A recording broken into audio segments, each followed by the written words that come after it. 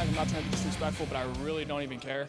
I'm just training, representing myself, Jersey Jiu-Jitsu, Team Fury, the people that support me, and I don't really care like where I fit in, where people think I'm at, where people in the sport, they try and tell you where you're at and where you're going, but me, I'm like, I'm lost in the moment, I'm living it, you know, this is my dreams, my goals, and I don't listen to where people put me in, I'm just doing me.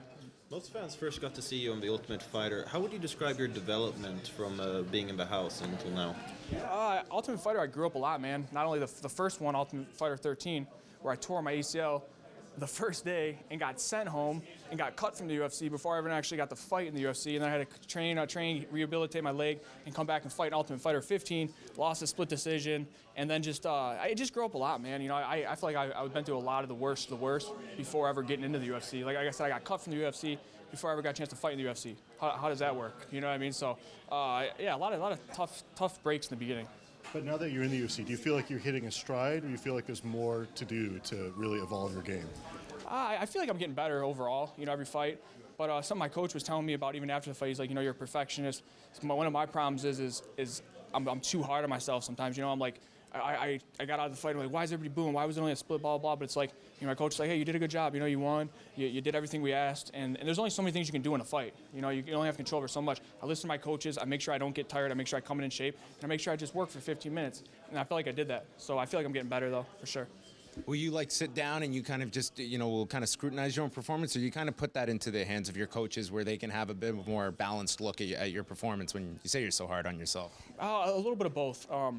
I definitely look at my performances myself, but I really only like listen to my coaches. I don't really listen to anybody else. You know what I mean? I listen to my coaches and a couple of my training partners, like Dominic Cruz and a couple of the guys that are, you know, up there where I want to be.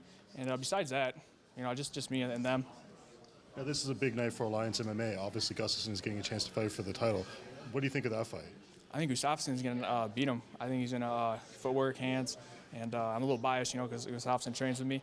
But he's a great dude, man, and he works his butt off, dude. I've seen that guy do sprints and training, and I think he's got everything it takes to beat Jones, and I'm excited to see it in like a couple hours.